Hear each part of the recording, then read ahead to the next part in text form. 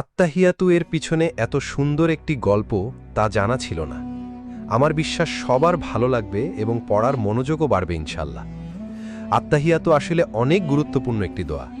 এই দোয়াটার পিছনের গল্পটা জানার পর সত্যি আমার হৃদয়টা অনেক কোমল হয়ে গেছে।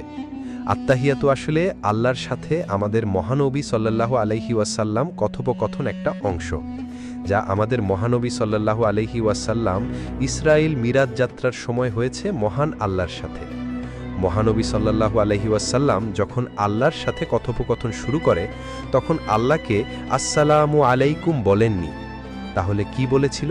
কারণ আমরা মহান আল্লাহকে বলতে পারবো না আল্লাহ আপনার উপর শান্তি নাজিল হোক, কারণ আল্লাহ নিজেই একমাত্র পৃথিবীর সকল শান্তির এবং রহমতের উৎপত্তিস্থল।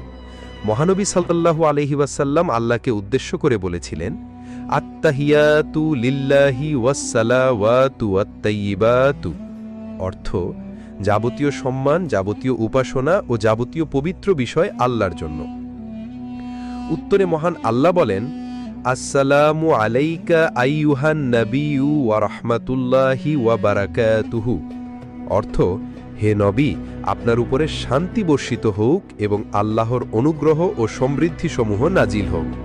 এতে মহানবী সাল্লাল্লাহু আলাইহি ওয়াসাল্লাম বলেন, আসসালামু আলাইনা ওয়া আলা ইবাদিল্লাহি সলিহিন, অর্থ আল্লাহর সমৃদ্ধি শান্তি বর্ষিত হোক আমাদের উপরে এবং আল্লাহর সৎকর্মশীল বান্দাগণের উপরে।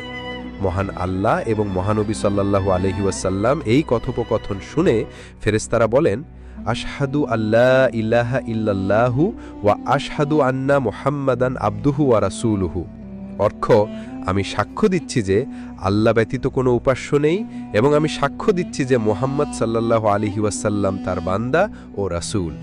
সুবহানাল্লাহ।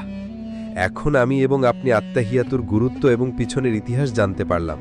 এবার একটু চিন্তা করুন তো, এই লেখাটি যদি আপনার মাধ্যমে অন্যান্য মানুষেরাও জানে তাহলে তারাও এই দোয়ার গুরুত্ব বুঝতে পারবে।